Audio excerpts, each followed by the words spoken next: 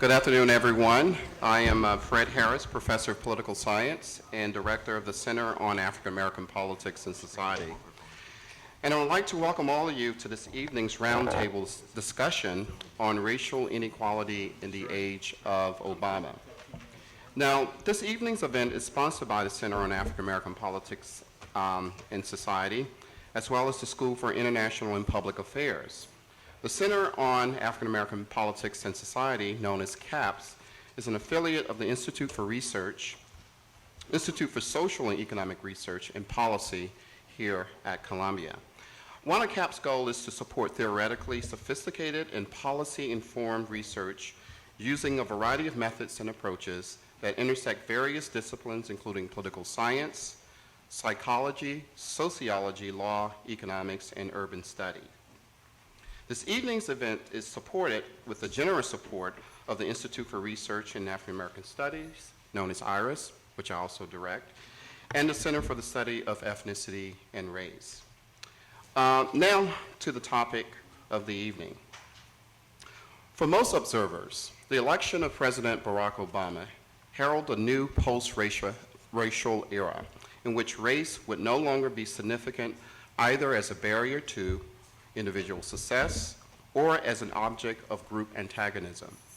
Obama's ascendancy seems to many to mark the culmination of the long civil rights struggle for recognition, rights, and equality.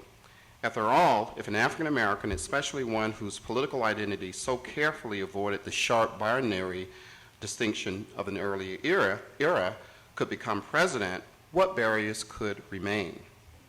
A year and a half into the Obama era, the realities of recession, war, and intense political divisiveness defined the political moment. The nearly giddy enthusiasm of the campaign and election has subsided, and with it, perhaps, the hope of a post-racial America. Consequently, racial inequality in the United States poses both a policy challenge and an analytical puzzle. Nearly half a century after the peak of the civil rights movement, racial identity remains a significant predictor of class, status, and life chances. Across a wide range of social and economic domains, including income, wealth, employment, education, housing, health, criminal justice, and others, African Americans and other minority groups lag consistently behind whites, with severe consequences not only for the well-being of disadvantaged group members, but also for the health of American democracy. Now we have three guests. One guest I hope is on his way, who's going to help us think about the dilemma of racial inequality in the age of Obama. And I think he's coming right through the door at this moment.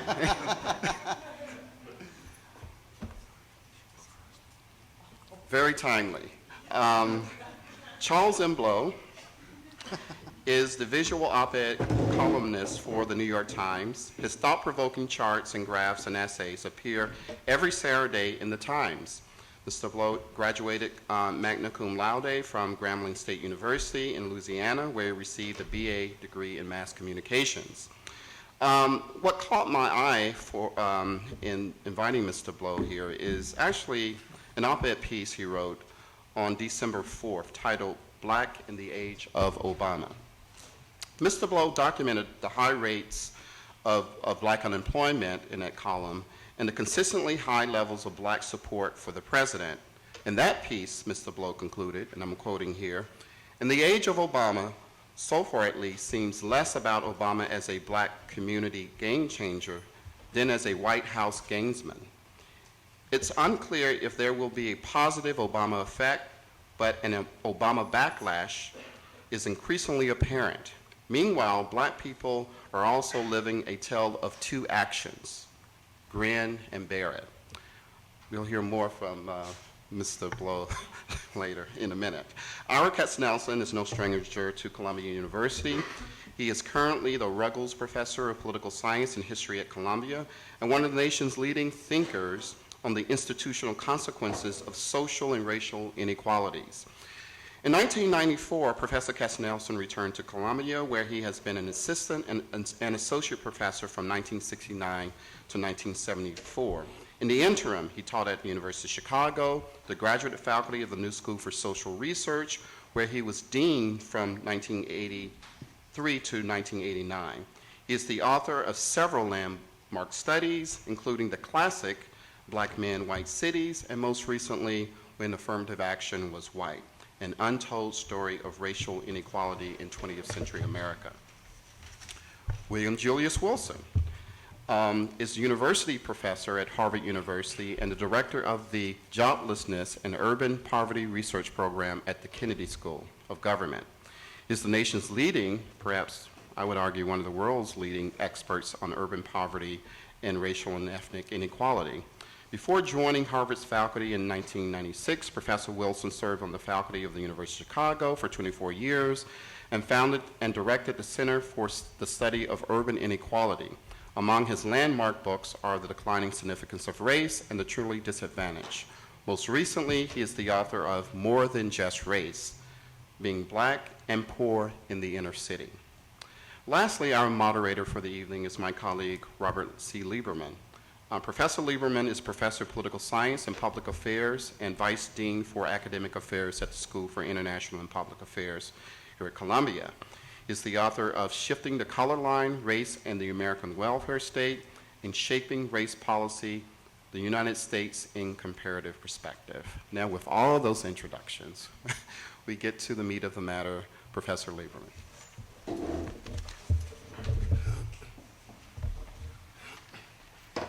Thank you, Fred, and thank you all for coming. I'm just going to offer a couple more introductory remarks before we turn things over to the panelists. In addition to the policy challenge that Fred outlined, racial inequality in the post-civil rights era poses a severe analytical challenge for students and observers of American politics and society. In the wake of the civil rights revolution of the 1950s and 60s, the most obvious barriers to racial equality, state-sponsored and sanctioned segregation, explicit discrimination, and widespread racism among the white public have declined dramatically as factors in American life. Moreover, the anti-discrimination regime created by the civil rights laws of the 1960s, especially the Civil Rights and Voting Rights Acts, has been comparatively successful at rooting out the most egregious practices of racial exclusion and institutionalizing racial integration as a widespread public policy goal. But these changes, while they have dramatically improved life chances for many members of racial and ethnic minority groups, have not closed the gap entirely, and multiple sources of inequality, residency, education, employment, income, wealth, among many others, still overlap and reinforce one another. Moreover, as labor market and income inequality have increased and hardened in recent decades, the racial gap has become more acute, not less in many respects. This general puzzle, the stickiness of race, the persistence of racial inequality in what many want to term a post-racial world, is both a profound challenge for American politics and a fundamental question for scholars and other observers of American society. We hope that the discussion tonight will address two overlapping but related sets of questions. The first, which Fred largely sketched out, is largely empirical. What does racial inequality in America look like today? How similar or different is it to the patterns that we observed 20 or 50 or 100 years ago? In what domains has American society made most progress in recent decades, and where have we fallen most short? Is the post-racial society in sight, or is it an illusion, a mirage, a friendly image that we like to console ourselves with, but one that still we haven't achieved? The second set of questions, in order to address and overcome racial inequality in contemporary America, it's essential that we have a clear picture of what the problem is and where the most pressing challenges lie. But equally, if not more urgent, is to understand how and why racial inequality persists in the Obama era. Without this kind of understanding, progress, I think, will be impossible, if not very difficult to achieve. And therefore, tonight's second set of questions is primarily explanatory, analytical. How can we account for the stubborn persistence of racial inequality, despite the decline of the factors that apparently accounted for it in the past? How do we expose, model, and test what you might call the subterranean effects of race in contemporary American society? Given our answers to these questions, what are the most promising political and policy strategies that we might reach for, that we might hope that governments will adopt to address these kinds of challenges? All of our panelists have made thoughtful and important contributions to this urgent inquiry. William Julius Wilson, as Fred said, most recently in his book, I Have Show and Tell, More Than Just Race, Being Black and Poor in the Inner City, has shown how social, economic, and cultural forces have interacted over the past decades to perpetuate and in many ways to deepen black poverty and racial inequality, particularly in American cities. Ira Katznelson, also in a lifetime of work, most recently in When Affirmative Action Was White, has shown how public policies, politics, institutions, and region have interacted since the New Deal to construct and perpetuate racial inequality. And Charles Blow regularly and penetratingly shows, and I mean that quite literally, in the stunning graphics that he publishes weekly in the Times, what contemporary inequality looks like. And we're very, very pleased that they've all agreed to join us tonight and share some thoughts. What we've done is we've asked each of the panelists to begin with 10 or 15 minutes of opening remarks, after which we will open it up for discussion among the panelists, and we hope some questions from the audience. And we'll begin with Ira. Thanks.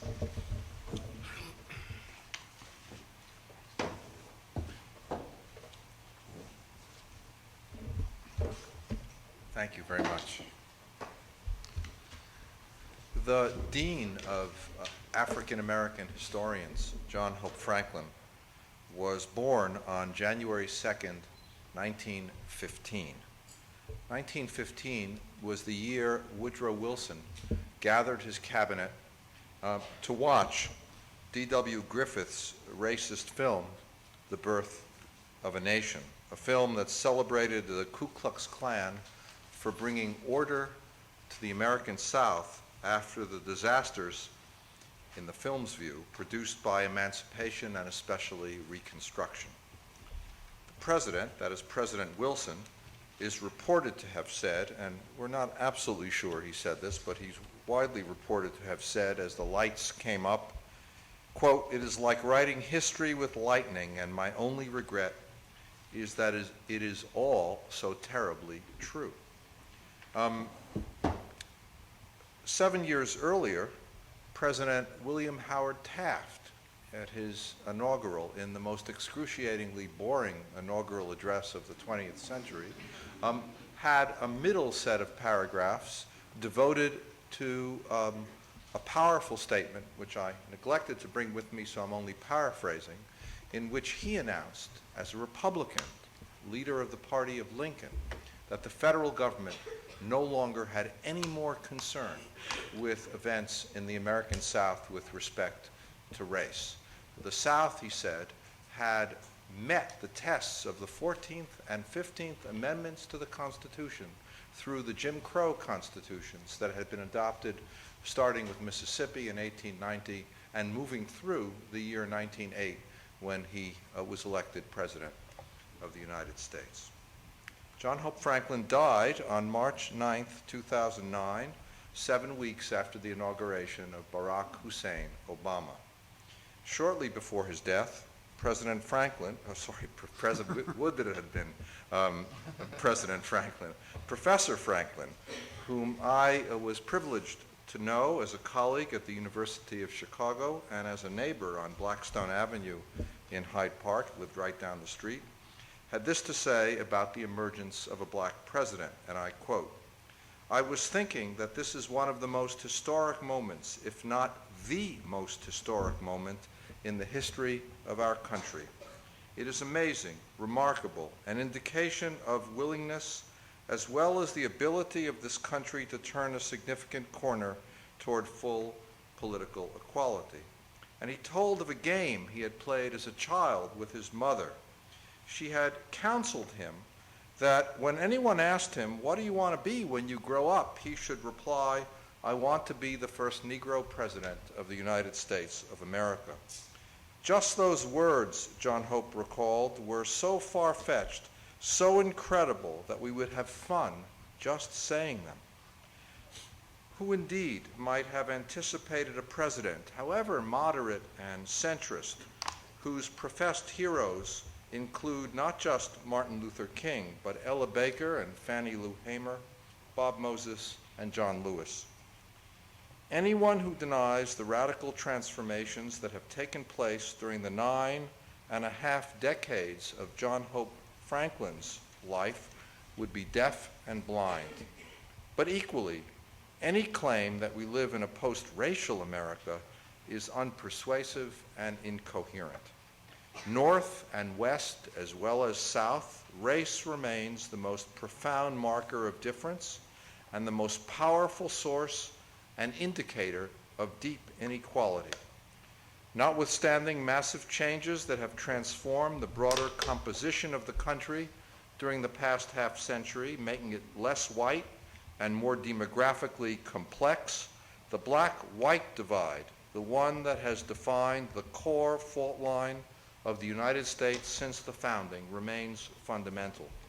But racial inequality has changed, of course. In a good many respects, America has become more fair and just, with openings in the central institutions of the country to black participation, like this university, and with the closing of various income gaps, especially between well-educated women. But since the landmark Brown decision and the revolutionary civil rights legislation of the 1960s, America simultaneously has become more, not less, segregated. The idea of a black nation within the larger nation has become more real, more of a stubborn fact for millions of African Americans who live almost wholly separate lives from white, Latino, and Asian Americans.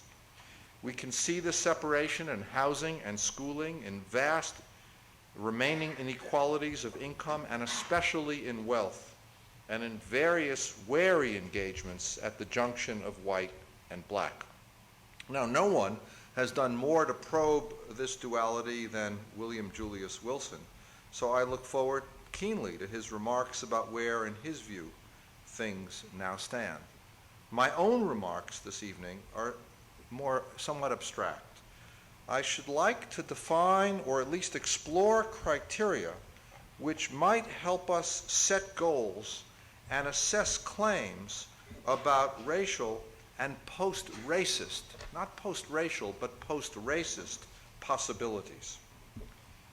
Racism in America has not been a singular thing. It's been a compound of at least the following elements. First, there have been physical barriers. That is, limits placed on where persons are allowed to be physically present, literally. Which schools, which homes, which firms, even which toilets.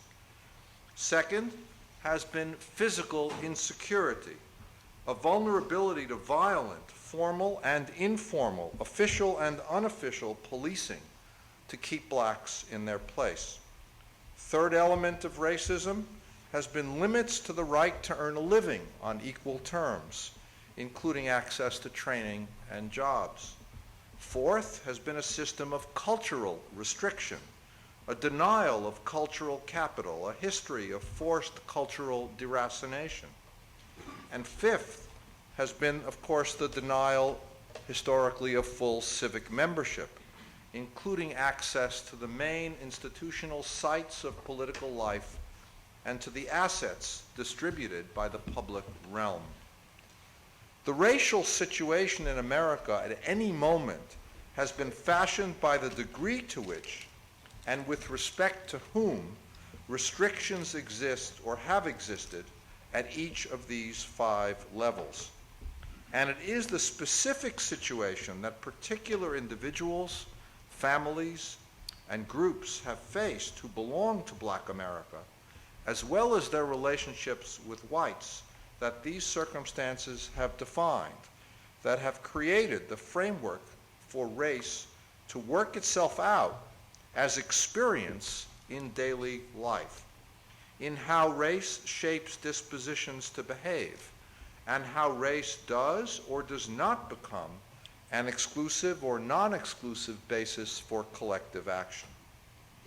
With race understood this way as a complex and layered variable or factor in life, the word variable is far too weak to capture the meaning of race, what would constitute not just movement toward, but the achievement of a post-racist society, a society of racial equality? Note again that I refuse to say colorblind or post-racial, because neither, I believe, is itself the goal that our society should seek. To find answers, that is, to discern non-utopian, empirical, and normative criteria, I want very briefly to look to three leading political theorists: Michael Walzer, the late John Rawls, and Amy Gutmann. In 1990, Walzer published an essay in the New School journal, Social Research, called "What Does It Mean to Be an American?" His answer, in the tradition of Horace Kalin, the New School's famous early 20th century student of ethnicity and one of the inventors of the idea of cultural pluralism, concerned the power and possibilities of the hyphenated American. And let me just cite two or three passages from the essay by Walzer. First, about the word American. The hyphenated American, think of Polish American. Polish on the left, American on the right side. What is the meaning of those words in that compound phrase, Polish American or Irish American or Jewish American?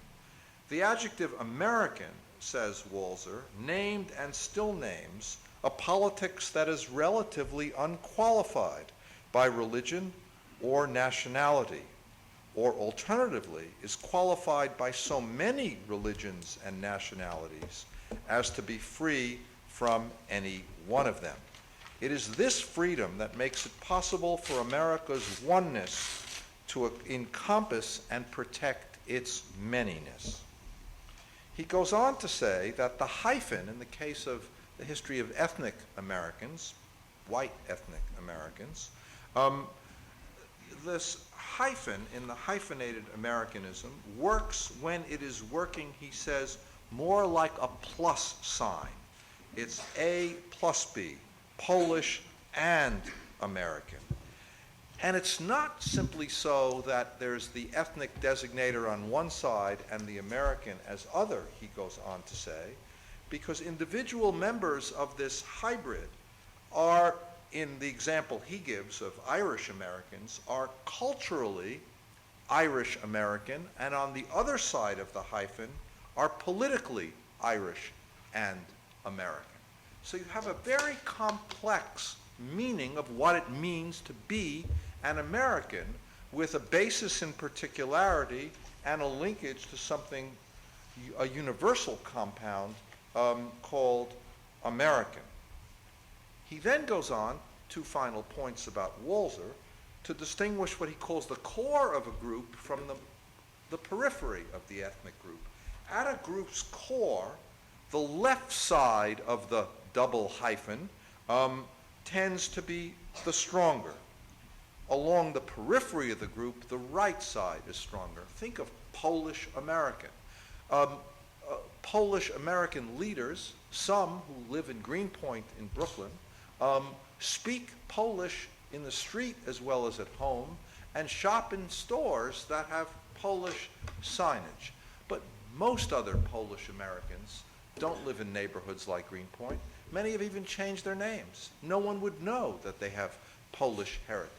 There's that sweep of choice and mutual constitution of Polishness and Americanness. Now, What is so striking about the history of black Americans, of African Americans, is precisely the exclusion from this world of the duality of hyphenated American in the same sense of choice, the choice of how strong or how weak the left side should be in relationship to the American side. For African Americans, throughout almost all of American history, arguably through all of American history, that choice simply has not existed. So the first criterion I wish to suggest of a post-racist America would be an America in which people of color, African American people of color, would have the same status and standing with respect to the hyphen African American as Poles would to Polish American, or Jews to Jewish American, or Irish to Irish American. It's not a simple compound, and of course complicated by phenotype as opposed to cultural background. But having said that, the test number one, it seems to me, is whether or not African Americans could join that meaning, the Walzer meaning, of what it means to be an American. Second, I want to note two features of the work of John Rawls, very briefly. In the theory of justice, his second principle, the so-called difference principle, famously stipulates that inequalities are to be permitted only when they help the least well-off in society. Rawls did not ban unevenness in resources, a utopian goal, but he demanded that there exist a process in a just society that tends towards equalization. This, too, is a political theory aiming at choice, or assets for choice. And in his late work, Political Liberalism, Rawls also makes room for group diversity based sometimes on incommensurable political and cultural differences. He asks how groups can gain maximum choice about their cultural particularity without losing the possibility of belonging to a common polity. And his solution, as most of you know, is what he called the mechanism of an overlapping consensus, not a single consensus, but a consensus that is drawn from overlapping, disparate, and sometimes incommensurable views among groups in civil society. That's another vision of choice.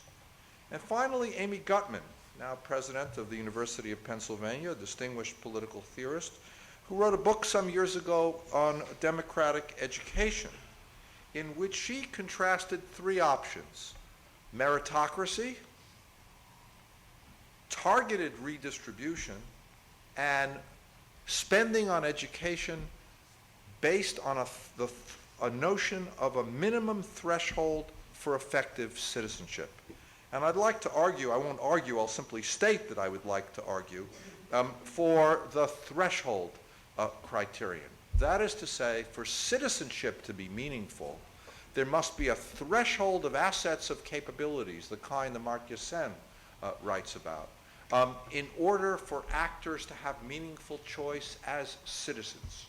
So if you take the Walzer hyphenated meaning of what it means to be American, Rawls's difference principle plus his notion of an overlapping consensus, and Gutmann's understanding of threshold effects, taken together, I think they give us a fairly good set of criteria, a rich set of criteria, a demanding but not utopian set of criteria for what a post-racist, still racial society would look like.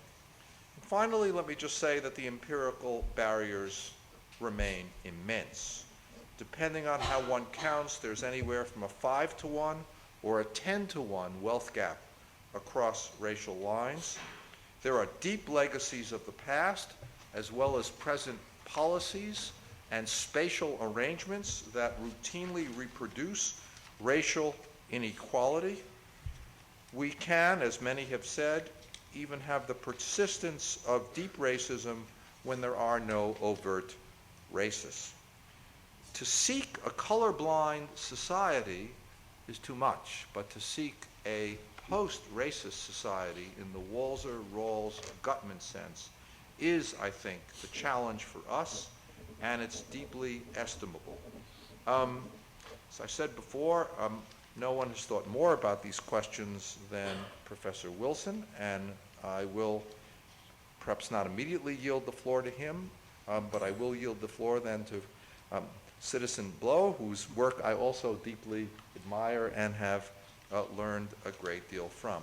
But before I sit down, I do want to end by noting that the presidency of Barack Obama, notwithstanding the potential that it may have opened up to signify achievements that do not yet truly exist, that presidency opens up more positive possibilities to move toward a post-racist society than any other realistic circumstance I at least can conjure.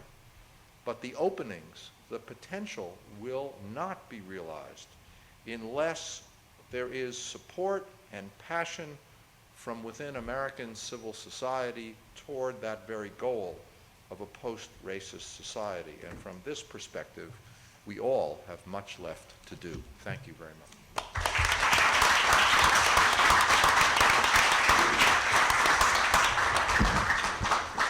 Thank you very much, Ira. We'll now turn to Charles Blow.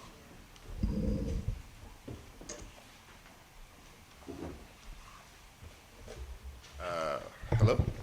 I'll be brief. I think I'm the only person up here without a book. So, I mean, I'm a statistics guy, so I look for trends in numbers. And so I'm going to give you a couple of sets of statistics, and hopefully there'll be a jump start for a conversation later when we have our question and answer and our panel discussion. First, I want to talk about the disparity between the facts on the ground and how African Americans are responding to polling questions when asked. Facts on the ground don't look good at all. So the recession has hit black people incredibly hard. They were the most likely to get the worst kinds of loans and therefore the most likely to go into foreclosure. Unemployment rates among black people are astronomical in some cases, depending on how you slice the category, whether or not you separate out black men or black women. It could be 2 or 3 times the unemployment rate for whites.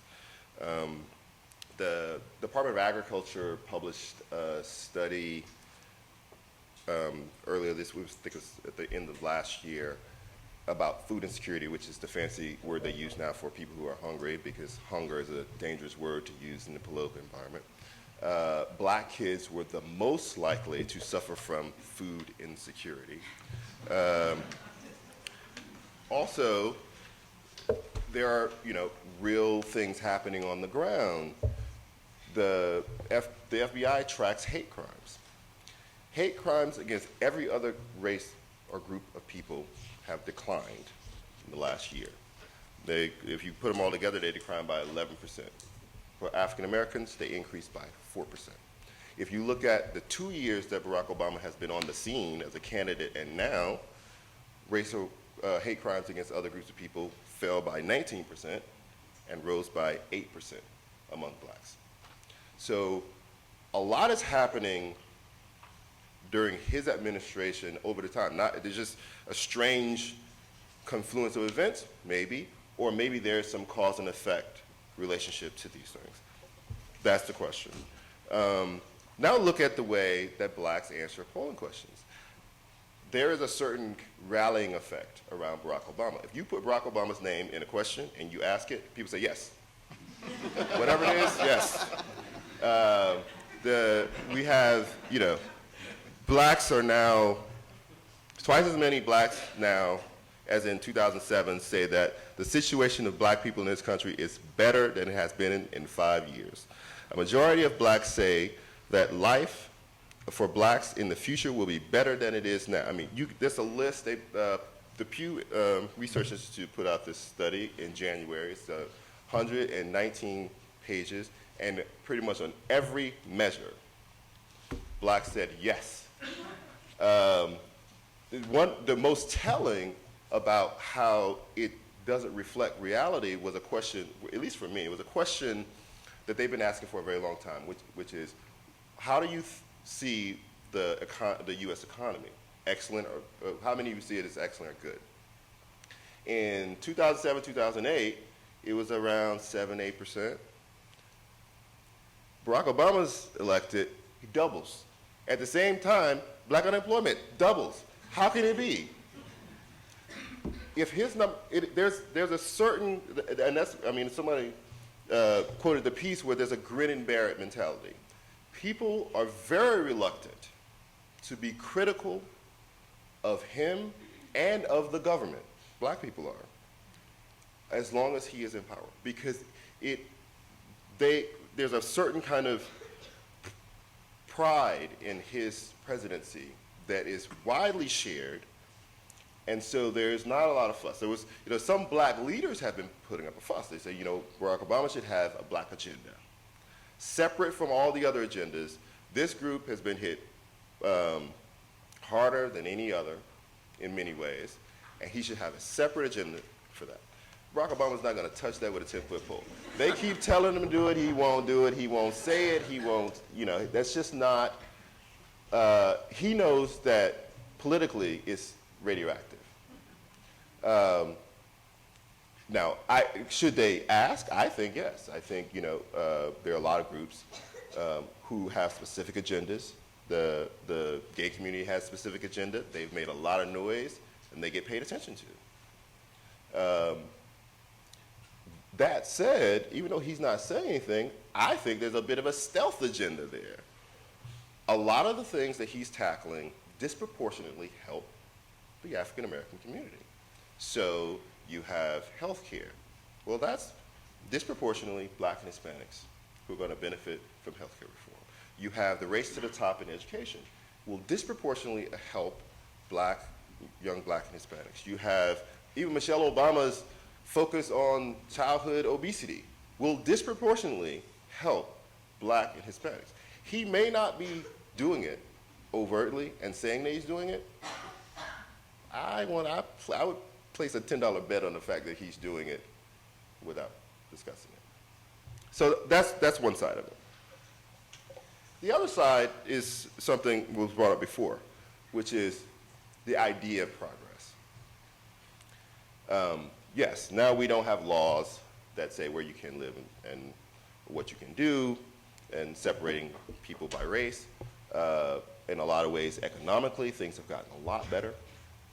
The problem is, whatever progress is made, that last 10 yards before you get across into the touchdown zone are the stubborn, nasty 10 yards. It is the area where you have racism without racist, right? You have people don't even know that they are being racist. There's a great test online if you want to take this. It's called the Harvard Implicit Racism Test, or whatever. Somebody might know what the actual name of it. And what they found is that every group of people has an implicit racial bias for whites and against blacks, except blacks who don't seem to show any preference. They're kind of equal preferences for both blacks and whites. And this is even among people that I talked to the Brian Nosek, the guy who is in charge of it. He says, people come out of it really angry because a lot of people who think they're the most egalitarian people on the planet, they've done all this work. They go out of their way, at least they think, to make the world a better place. Even they come out showing an implicit bias for whites against blacks. And how does this play itself out? All throughout society. So you have doctors who do not prescribe the same treatments for blacks and whites. They don't even know they're doing it until somebody looks at the data in an aggregate way and says, okay, this is, if you look at all the data, you're imbalanced. You have judges. If you have black man and white man commit the same crime, the black guy is more likely to get sentenced to prison time. That is all judges. Even black judges are more likely to sentence black people to prison time than white people. it plays itself out all across society, and nobody knows they're doing it. So you look at, I'll give you one last example. So the Times had a story the other day, blacks and Latinos, New York City, 10 times more likely to be stopped and frisked than whites. So the way this works, a lot of reason they're being stopped, and when the arrests actually happen, is for low-level drug crimes, right? This is like a marijuana, somebody has a joint in their pocket, whatever. So the way they do it is they have it as a program. So we're putting cops into historically high-crime neighborhoods. Well, we know where that is. So you have this flood of young cops into black and Hispanic neighborhoods. They're there to cut their teeth. So part of cutting your teeth is you do these low-level stop and frisk. It's not really, you're not, looking out for murderers or whatever. You're just stopping kids on the street, talking to them, seeing if they have something on them. So what happens? They say, you have anything in your pocket? You might want to tell us now. If you don't, you're going to be in trouble. Well, having small amounts of marijuana is not a crime. Showing it is a crime. So the kid, he's 17, 19 years old, he pulls it out. Okay, all of a sudden, now you're going to jail. The cop does it at the end of his shift, overtime. You get overtime, maybe your boss gets some overtime, right? It looks good for the numbers. You're arresting all these people. It looks like you're doing your job. If you're making an arrest, we know where you are. If you're just riding around the park, we don't know what you're doing. You might be at the donut shop, we don't know what you're doing. So we know you're doing something. So the city looks good, the cop looked good, his boss looks good, and everybody got a little extra money in their pocket for doing it, right? So how does this relate to Obama or to the age of Obama? Well, here's the problem. For the low-level drug offenses, there's a thing called burn grants. It's named after a guy, police officer here in the city. They basically pay them for these. You get grants for how many low-level drug arrests you make. So basically, the city's getting money from the government to keep doing it. The stimulus package tripled the amount of money available for burn grants. So now there is a giant pot of money signed by Obama. There's a giant pot of money now to put more people into these neighborhoods. So the cop is not necessarily racist. This is his job. He just got out of, the academy. They placed him in Bed-Stuy. They told him to go and look for people behaving, what they call them, fidgeting or whatever they call them when you make some jerky movement. They look for the guy making the jerky movement, which is anybody. Now that the cops are arresting all of us, I'm jerking every time I see the cops. So everybody jerks. Everybody gets stopped. They tell them all to take out the joint. They all go to jail. And everybody makes money off of it. And there's no one in that system who's necessarily the racist. And that's all I have.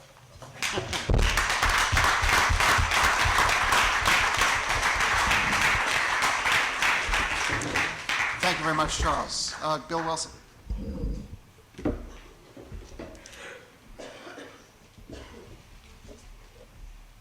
Thank you. I agree with Professor Lieberman's opening remarks that this general puzzle, the persistence of racial inequality in a so-called, quote, post-racial world, is both a profound challenge for American politics and a fundamental question for scholars of American society. Now, as we reflect on this statement, we need to be reminded about the legacy of historic racism and discrimination. Aside from the enduring effects of slavery, Jim Crow segregation, public school segregation, legalized discrimination, residential segregation, the FHA's redlining of black neighborhoods in the 1940s and 1950s, the construction of public housing projects in poor black neighborhoods, employer discrimination, and other racial acts and processes, there is the impact of political, economic, and policy decisions that were at least partly influenced by race over the years. In other words, we need to consider the cumulative effects of race that remain with us today. And until we deal effectively with such conditions as the disproportionate concentration of blacks in low-paying jobs and in the jobless ranks, conditions that represent the legacy of previous racial discrimination, segregation, and racism, race will continue to be an important factor in American society, and assertions about a post-racial society become meaningless, especially when we consider how vulnerable many of these black workers are to current economic trends and conditions.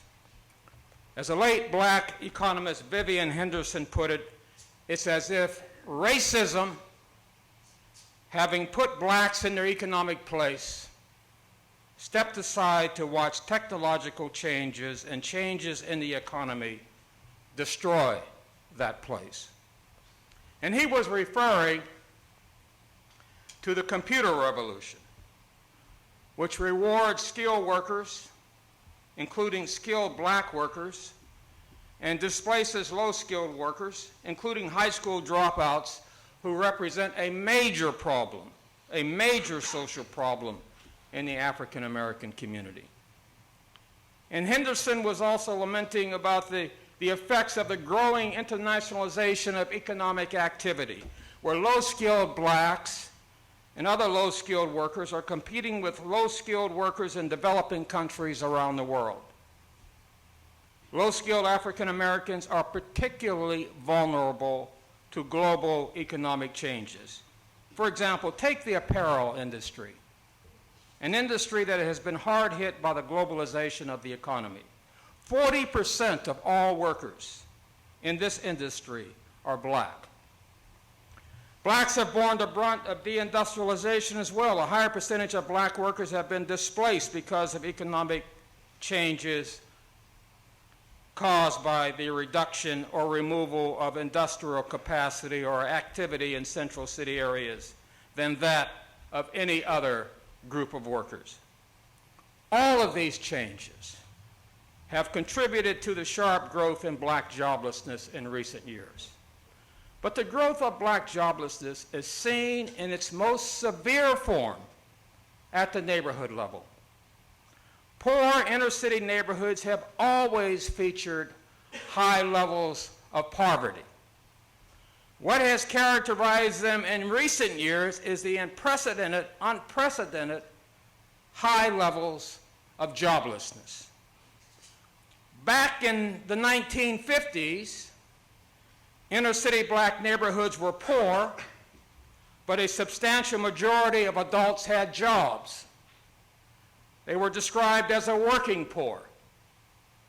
In these same neighborhoods today, we more often refer to the jobless poor, neighborhoods in which a majority of adults are not working in a typical week, either because of unemployment or because they have dropped out of the labor force altogether.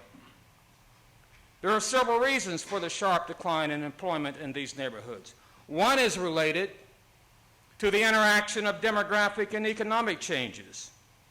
In the latter part of the 20th century, federal transportation and highway policies made it easier for industries to relocate to cheaper labor production areas in the suburbs. And the outmigration of industries was accompanied by the outmigration of higher income families, aided by mortgage interest tax exemptions and home mortgages for veterans. The improved transportation and suburbanization of employment accelerated the outmigration of central city industries. With industrial jobs no longer readily available in central city and inner city areas, the great migration wave of blacks from the south to northern urban areas abruptly ended around 1970. So with the cessation of migration from the South and the out-migration of higher income families, many poor black inner-city neighborhoods, especially those in the Midwest and Northeast, changed from densely populated communities of recently arrived migrants to depopulated areas with numerous vacant lots and abandoned buildings. For example, in 2005, there were 60 abandoned buildings in Philadelphia, 40,000 in Detroit, and 20,000 in Baltimore. These neighborhoods also include a much larger proportion of poor families and significantly higher levels of joblessness, in part due to the exodus of higher income families who are more likely to be employed, and in part due to the decline of industrial employment in the inner city, as well as the decline of local businesses that depend on the resources of higher income groups, many of whom had departed. To make matters worse for the families left behind in these neighborhoods, urban sprawl makes it more difficult for many of them to get to areas of employment growth given the inadequate metropolitan transit system. Commuters today depend more on automobiles to get to employment areas. Our study revealed that only 19% of the residents in Chicago's inner-city ghetto neighborhoods have access to an automobile. This is a major problem because the suburbs of many central cities, developed originally as bedroom localities for commuters to the central business and manufacturing districts, have become employment centers in themselves. For example, in Detroit, Philadelphia, and Baltimore, less than 20% of the jobs are now located within 3 miles of the city center. In Cleveland, in the Cleveland metropolitan area, although entry-level workers are concentrated in the inner-city neighborhoods, 80% of the entry-level jobs are in the suburbs. Moreover, the breakdown of the informal job network system, which is associated with the sharp rise in joblessness, makes it difficult for inner-city residents to get information about suburban job opportunities through the informal job network, including job referrals.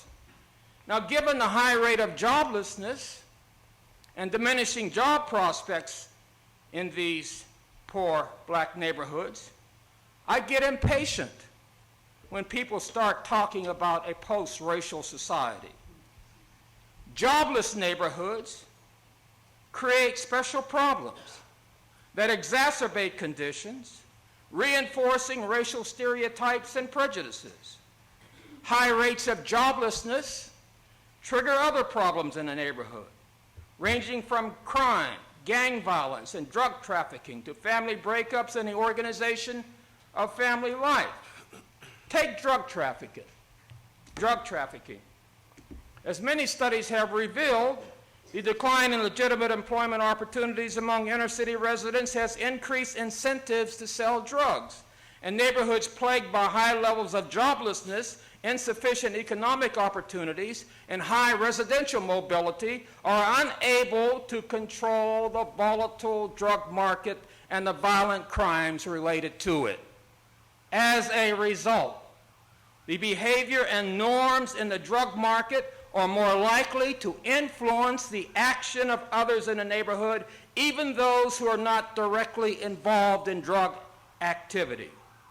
Drug dealers escalate the use and spread of guns in the neighborhood, which in turn raises the likelihood that others, particularly youngsters, will come to view the possession of weapons as necessary or desirable for self-protection, settling disputes, gaining respect from peers and other individuals.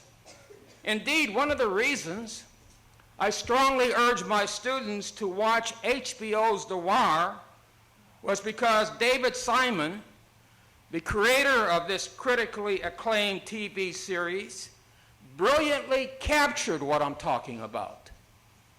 Moreover, as a criminologist Alfred Blumstein pointed out, and as was depicted so clearly in HBO's The Wire, the drug industry actively recruits teenagers in the neighborhood, partly because they will work more cheaply and partly because they tend to take risks that more mature adults would eschew.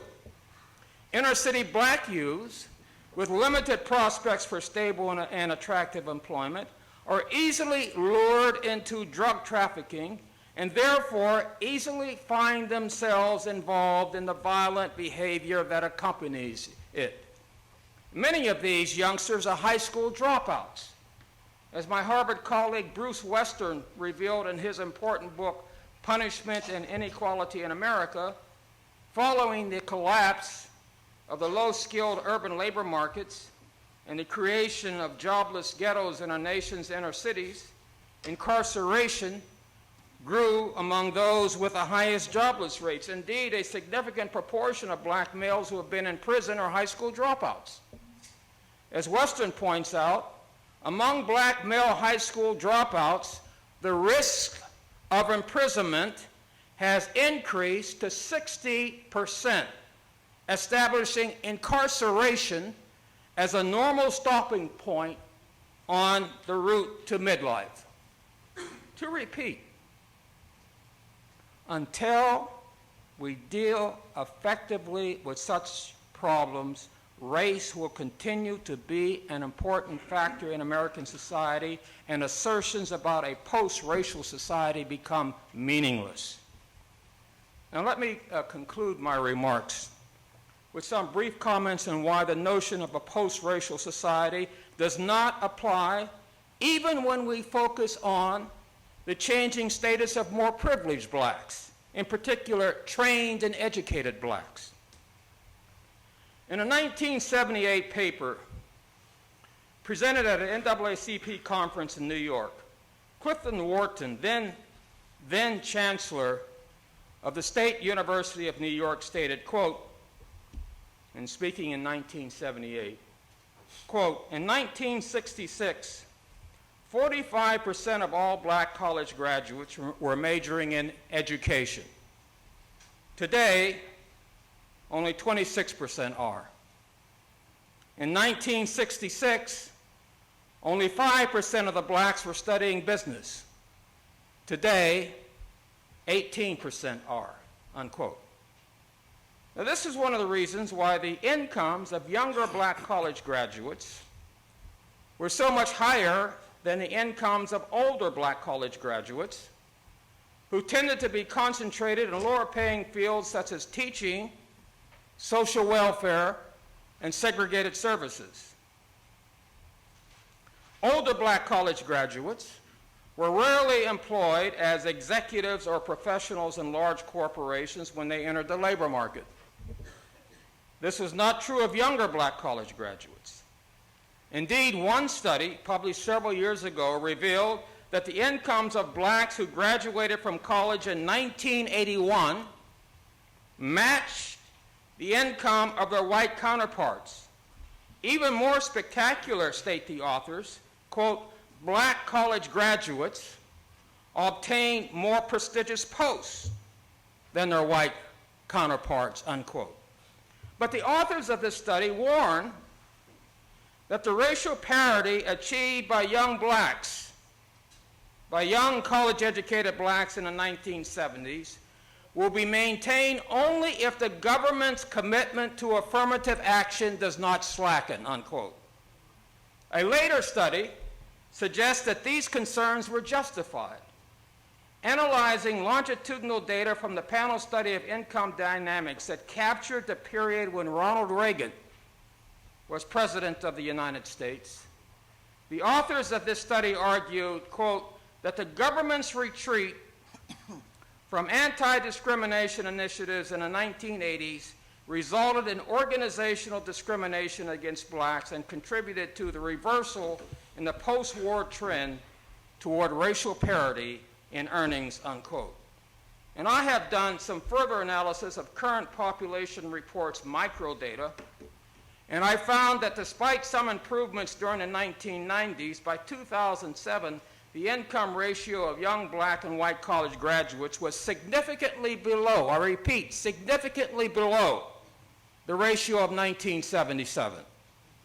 The research suggests that the white backlash against racial entitlements, such as affirmative action, contributed to the government's retreat from anti-discrimination policies during the 1980s, a retreat that may have influenced hiring and promotion decisions in the corporate sector as well.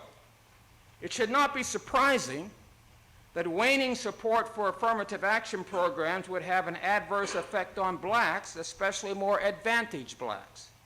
A number of empirical studies have revealed significant differences in the family environment and neighborhood environment of blacks and whites that are understated when standard measures of socioeconomic status are employed. Take, for example, the question of family background. Even when white parents and black parents report the same average income, white parents have substantially more assets than do black parents. Whites with the same amount of schooling as blacks usually attend better high schools and colleges. Furthermore, children's test scores are affected not only by the social and economic status of their parents, but also by the social and economic status of their grandparents. This means that it could take several generations before adjustments in socioeconomic inequality produce their full benefits. Thus, if we were to rely solely on the standard criteria for college admission like SAT scores, even many children from black middle-income families would be denied admission in favor of middle-income whites who are not weighed down by the accumulation of disadvantages that stem from racial restrictions and who therefore tend to score higher on these conventional tests. For all these reasons, the success of younger educated blacks remains heavily dependent on affirmative action programs whereby more flexible criteria of evaluation is used to gauge potential to succeed. The policy implications are obvious. Race-specific policies like affirmative action will be required for the foreseeable future to ensure the continued mobility of educated blacks. But affirmative action programs are not really designed to address the problems of poor blacks, which require greater emphasis on demand-side solutions, such as creating tight labor markets, whereby employers are looking for workers rather than workers looking for employers. The point is that a continuous struggle is needed to address the problems of racial inequality. Some calling for race-based solutions, like affirmative action, others calling for class-based solutions, such as programs to increase employment in areas with the highest rates of joblessness. For all of these reasons, even though we have made significant progress, it is indeed premature to talk seriously about a post-racial society. Thank you.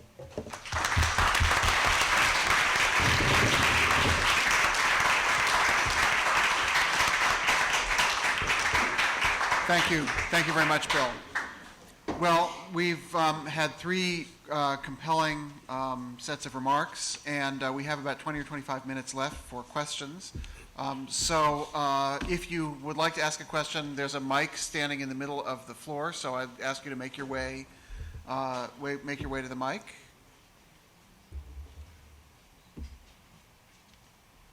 Or not.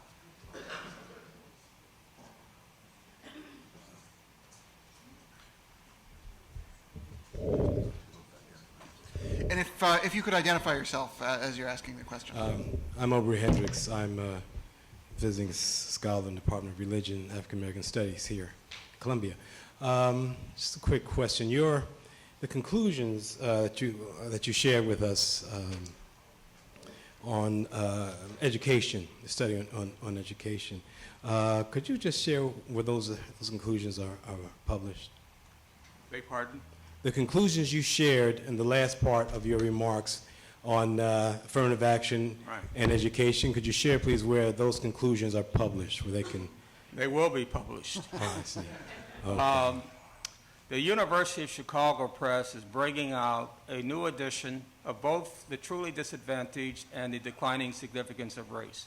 The Declining Significance of Race of Race was published in 1978 with a second edition in 1980. Now, people who've read the book understand that it's a very pessimistic book. It's not an optimistic book. You know, I recall, if I just make this point very quickly, is that when Reagan became president, I got a call from the White House, said, Professor Wilson, we're inviting you, along with other group of black conservatives, to come to the White House. You know, and I said, where did you get the idea that I'm a black conservative? They said, well, you're on the list. I said, take me off that list.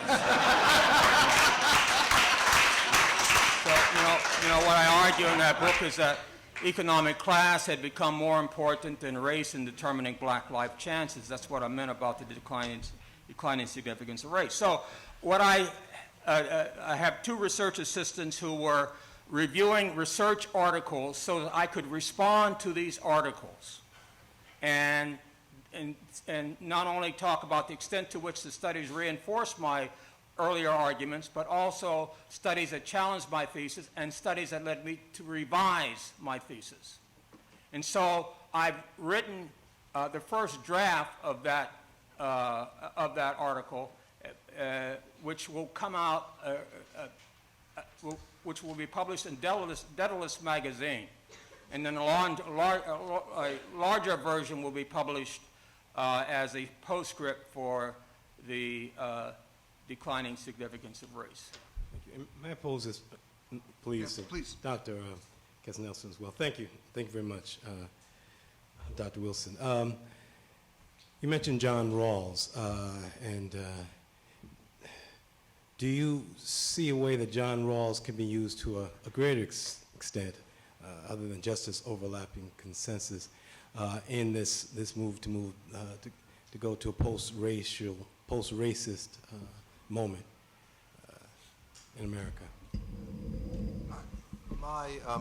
My remarks, which I offered with with firm sentences, with declarative sentences with periods, in my own mind have more question marks than anything else. That I don't like, as my colleagues on the panel don't like, the notion of a simple notion of a post-racial society. It does violence to reality. It also does violence potentially to even in the best of cases, to a kind of cultural and human plurality which would value aspects of racial heterogeneity. But post-racist seems to me to be the right goal. And what I set out to do was to try to think of which features of recent work, recent scholarship by some of our leading political theorists thinking about a decent society, which would bear on and set standards for, analytical and normative standards for thinking about what post-racism would mean beyond just saying a reversal of racism. And we've had a lot of confusion in our society, including in some of the Supreme Court decisions that Bill Wilson referred to, in which notions of colorblind are associated as if they are the policy instrument to achieve a policy value. It seems to me that language itself is so profoundly misleading as to produce at best perverse outcomes, even if they're not intended as outcomes, and hence the look at Rawls. If I allow a tiny footnote, in 1980 I was chairman of the political science department at the University of Chicago, and the phone rang one day, and someone said, "Is this Professor Katznelson?" I said, "Yes." He said, "This is the office of the president-elect." I said, "President-elect of what?" They said, "The United States." And the other end, they said, "Well, we've just been talking to our friend Milton Friedman, and talking to George, who was George Shultz, and we thought we would check in with our friends in the political science department to see what help you could give us." And the assumption was basically broadly that enveloped that the University of Chicago itself was the simple center of conservative politics. Never mind. I'll just point out that neither colleague Wilson nor colleague Katznelson is still at the University of Chicago. So rescued them from whatever it is that affects the place. Are there other questions? Yeah, Claude. Can you Come up to the mic. And let people know who you are. Claude Steele, and you guys have been very persuasive about the fact that we are not in a post-racial world. But I'm wondering what you think the reputation of being in a post-racial world, the sort of Obama era, the reputation of the Obama era, people's feelings about the Obama era, has done to the capacity to mobilize to address these inequalities. I mean, have you noticed a change in the energies and the ability to enlist people's commitment to working on these things as a result in this post-Obama era? Well, you can start. I have two. You're the statistics man. It's called Tea Party.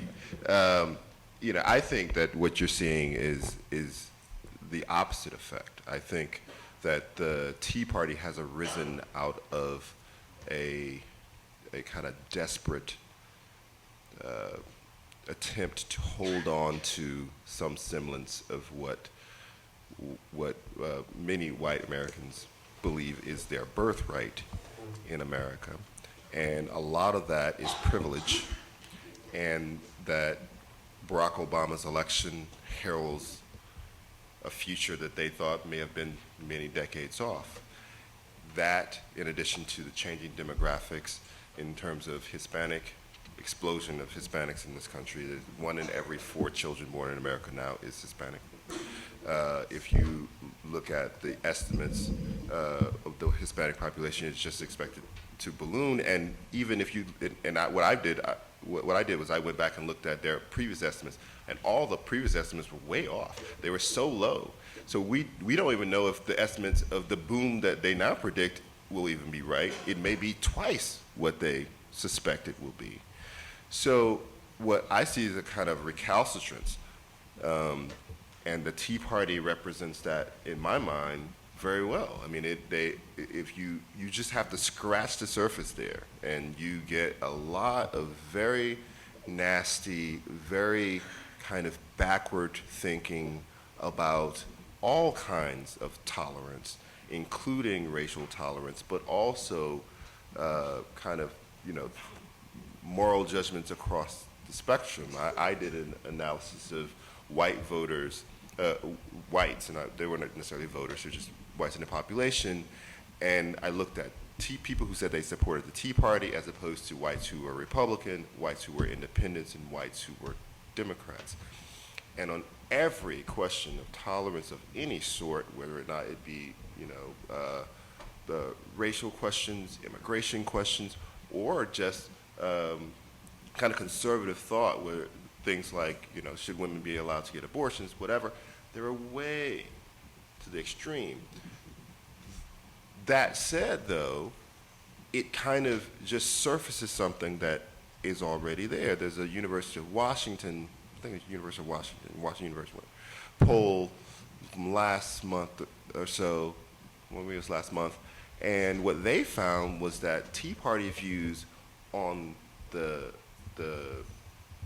kind of discriminatory questions, or the questions about racial stereotypes of black people, were not very different at all from other whites' views.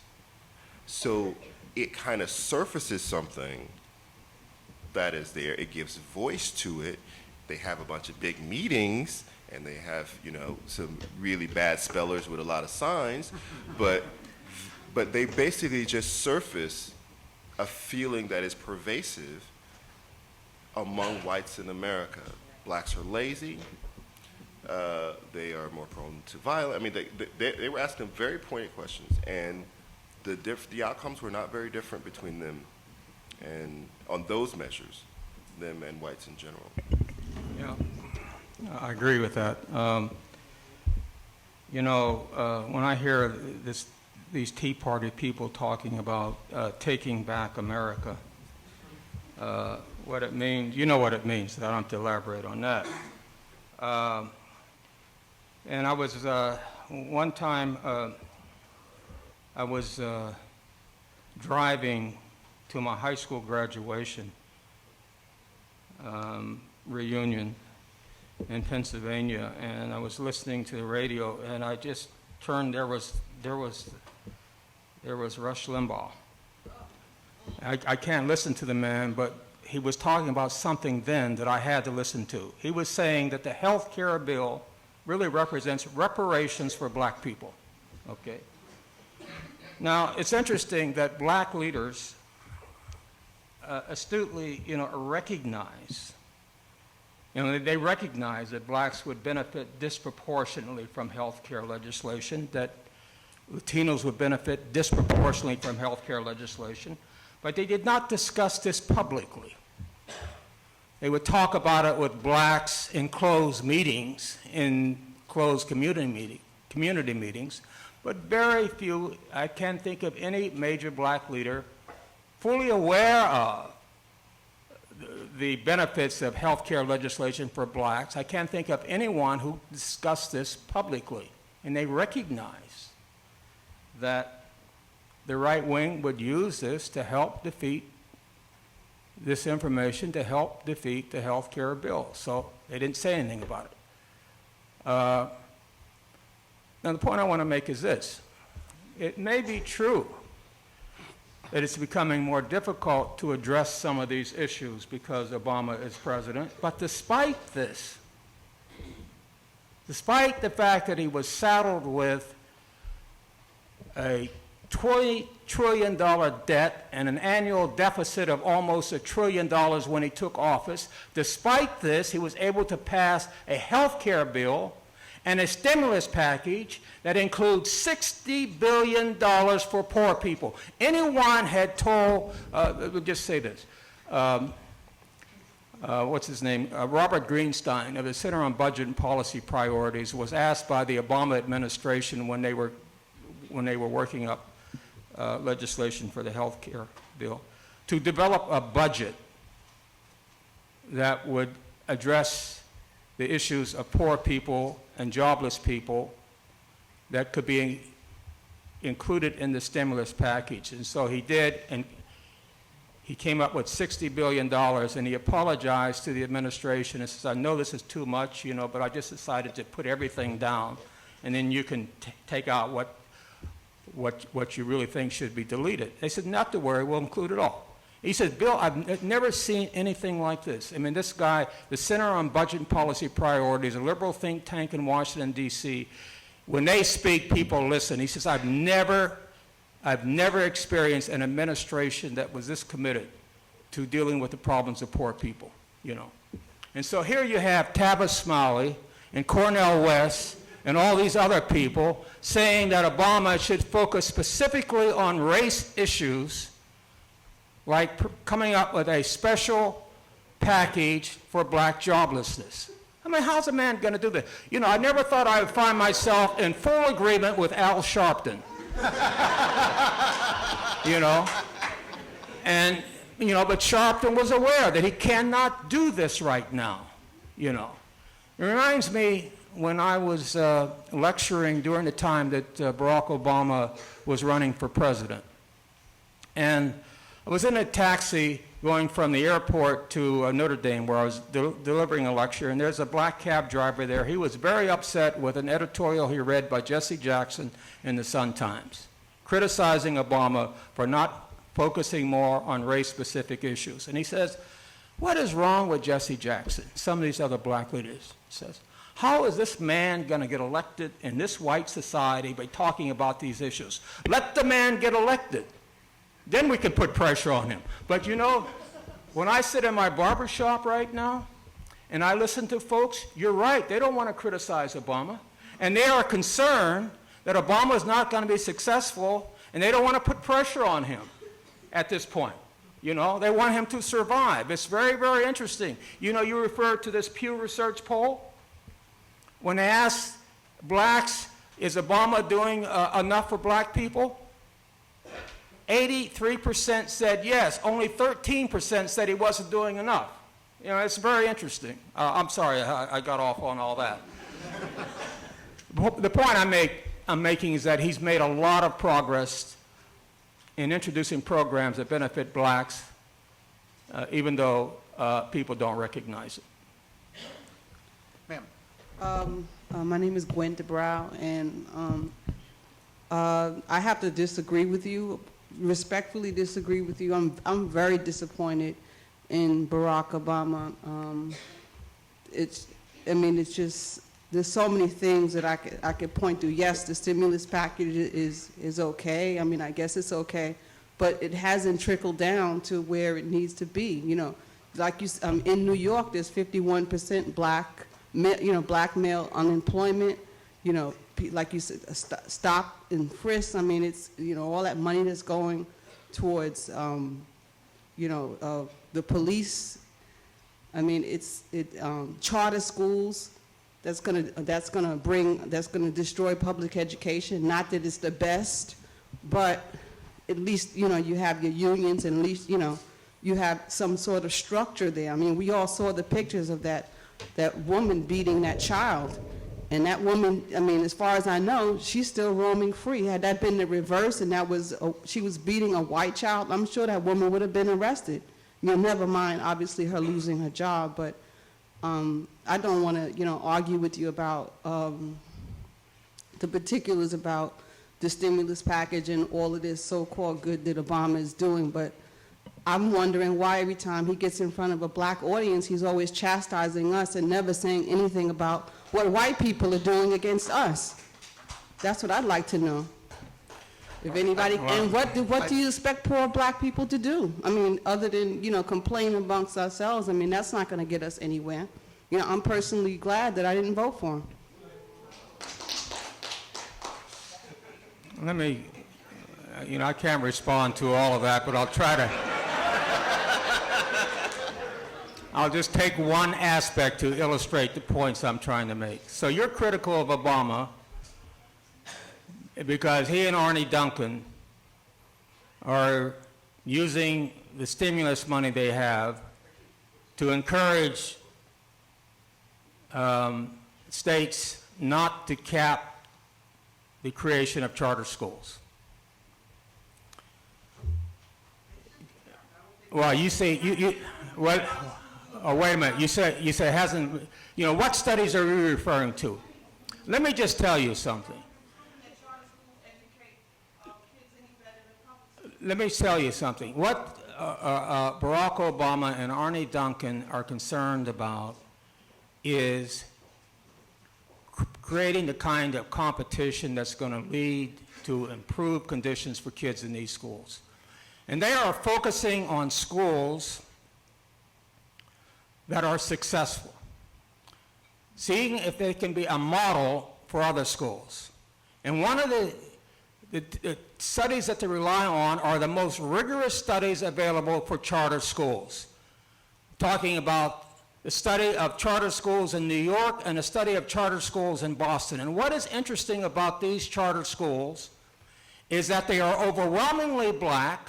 For example, in New York City, only 4% of the students in these charter schools are white, okay? And both Boston and Chicago use the gold standard random assignment design where these kids were selected by the lottery, so you could compare the lottery winners with the lottery losers and so on. The results are spectacular. Here you have kids from some of the most impoverished backgrounds with scores on the statewide math and English tests that match those of kids in upper middle class white suburbia. The same thing is true with the public charter schools in the Harlem Children's Zone. Now, why is it that these charter schools tend to be more successful? One reason is a longer school day. That's one thing they have in common. Another reason is a ridiculously short summer vacation. You know what happens to these kids during the summer? Black inner city kids go home and watch TV because their parents can't afford to send them to enrichment programs and summer camps. Therefore, the gap between the haves and have-nots widens dramatically during the summer. These charter schools are aware of that, and so they reduce the summer vacation. They increase the amount of time these kids are in school. They don't have constraints on the selection of teachers. It's not based on seniority, it's based on what you can accomplish. Now, I have been sick and tired of seeing kids being miseducated in public schools in America. And I think it's about time that we try to take a different approach, at least create a system that would encourage the kind of competition that we need to address these problems. And that's another thing that I give Barack Obama and Arne Duncan credit for, and that is trying to improve the education of black kids. Okay, we I have will- yeah, sorry, I'm go just ahead. gonna, Charles. I'm sorry, No, but go ahead. I wanted to say one thing. I will agree with you on one point, which is I think that we have to make space for dissent in the black community. I think that it is the reflex that I'm seeing in the polls is to not say anything. I think that is very dangerous. I understand why people don't want to talk about it. I understand that people are trying to insulate him from more criticism than he would have. For instance, at the end of his first term, his approval rating among whites was the lowest of any president ever. His approval rating is hovering around 50%. The only reason that they haven't written Barack Obama's obituary is because black people still support him at a rate of 90 to 95% in every poll. So it keeps And also Hispanic people support him in big time. It's Right. in the 60s or 70s, Yeah. I think it is. Right. But if you look at all people of color, it is Right. higher. But it is black people at that 90% approval rating that's keeping him afloat. Because otherwise, he'd be down in the 30s and everybody be saying he's a one-termer, he's done. So I do think that, the people should have a space to say, and I feel like we're caught between a rock and a hard place, a space to say, there are things that I would like to see, and part of Obama's problem in general has been communications Yes, failure. absolutely. A communications failure. So not selling the healthcare package in the right way. It's a great thing, but not sold properly. Not selling the stimulus package. People still don't think the stimulus package works. People have jobs that are financed by the stimulus package and hate it because they don't know that their job is financed by the stimulus package.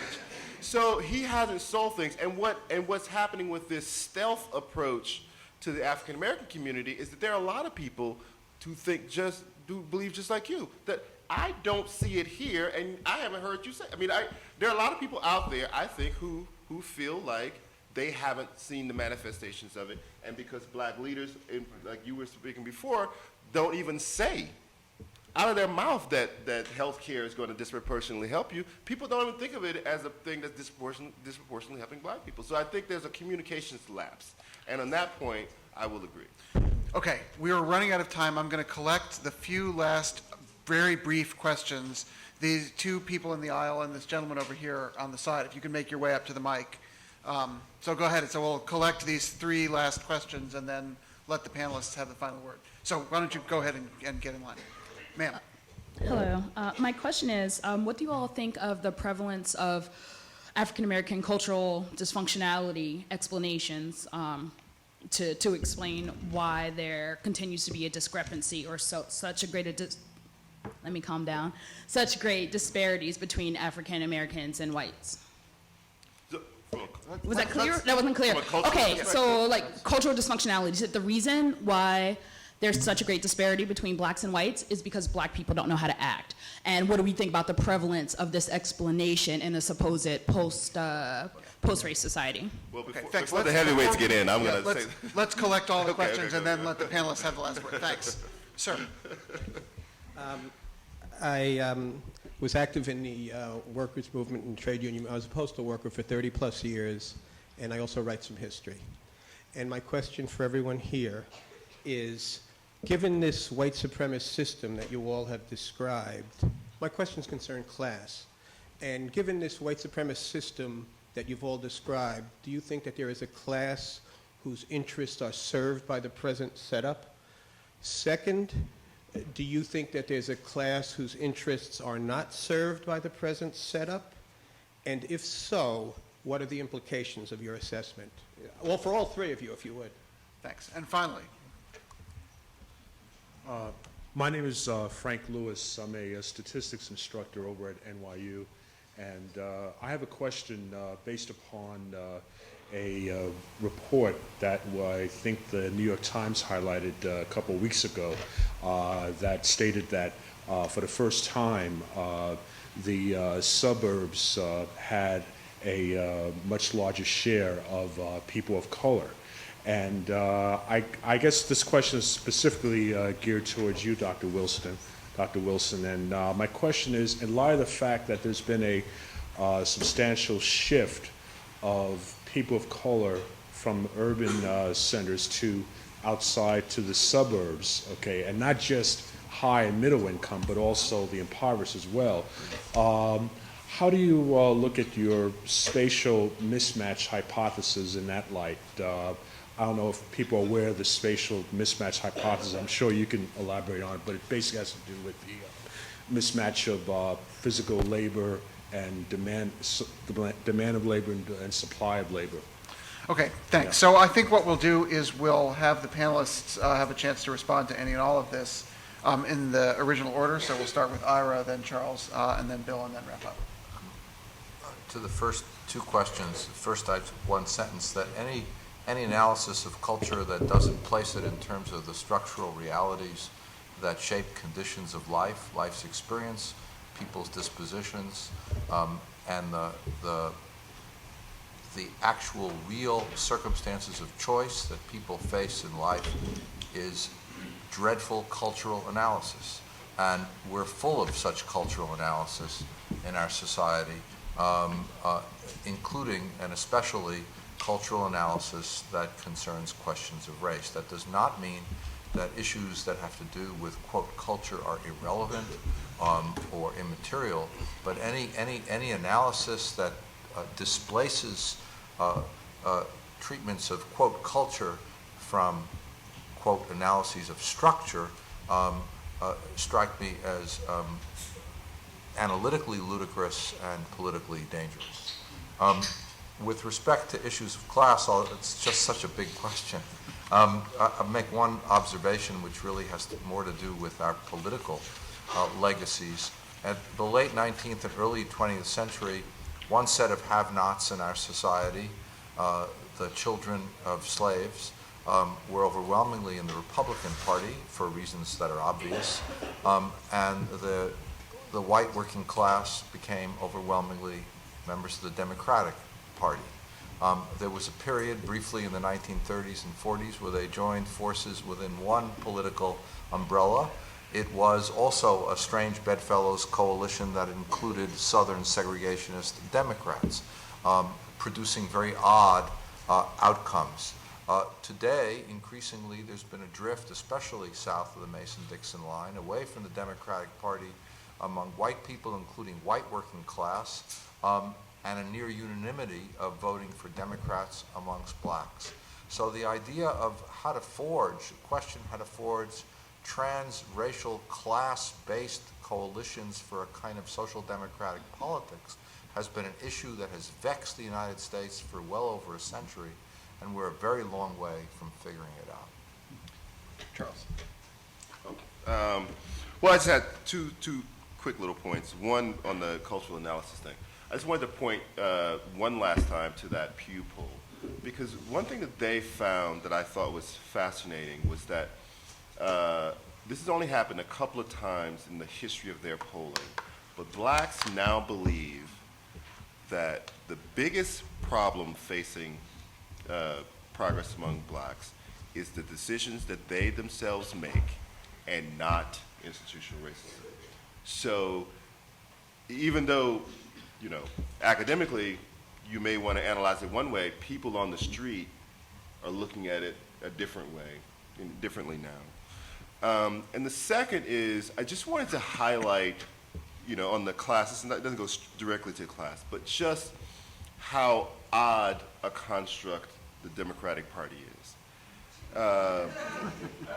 It is, you know, it is a bunch of poor people, many of them black, 60% of Hispanics, I think, now vote Democratic, and us East Coast elite. That's pretty much it. I mean, black people,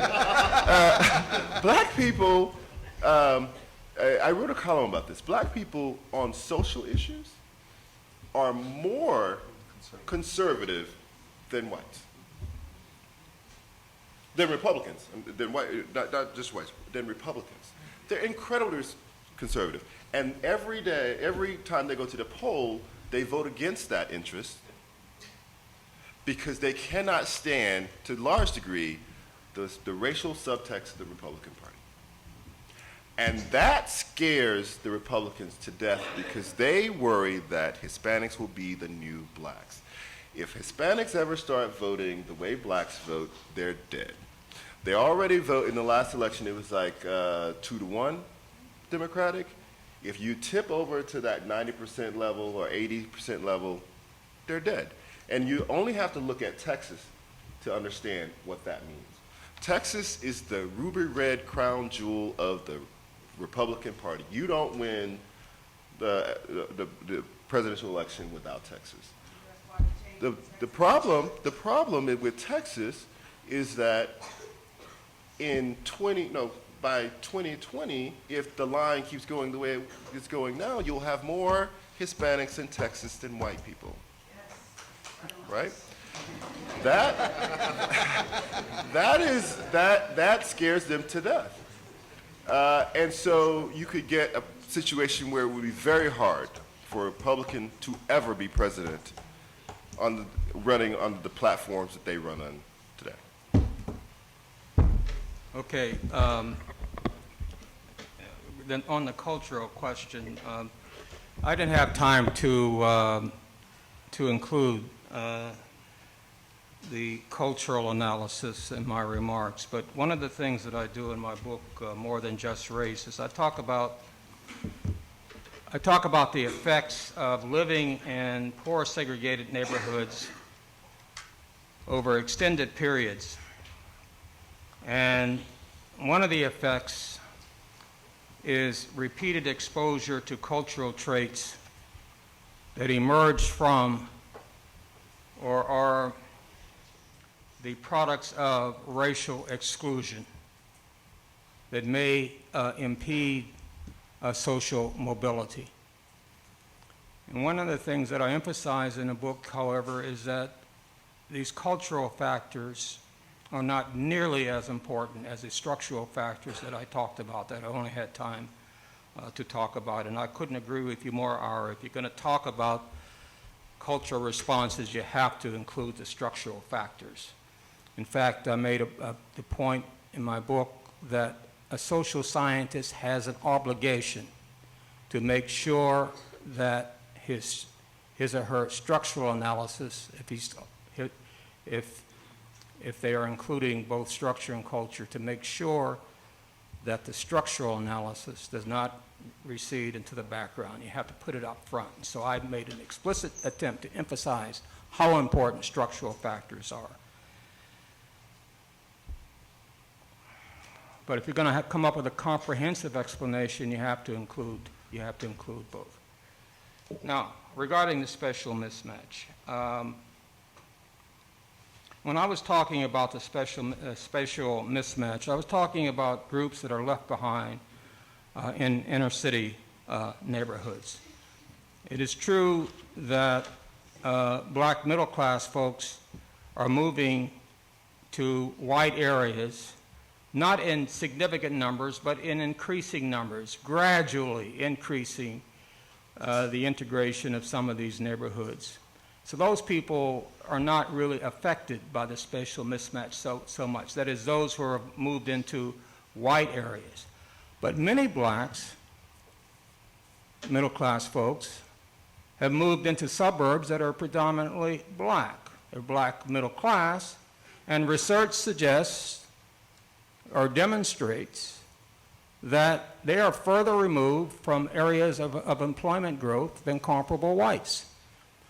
And certainly if you focus on the inner city, or I should say inner suburbs, some of these poor suburbs that are often just as poor as inner city neighborhoods that blacks are moving into. They may be moving into suburbs, but they're impoverished suburbs. and they are also very, very far removed from employment opportunities. Well, we're over time, and we could go on quite a bit longer, but I want to end by just thanking Charles Blow, Bill Wilson, and Ira Katznelson for a terrific panel. Thank you very much.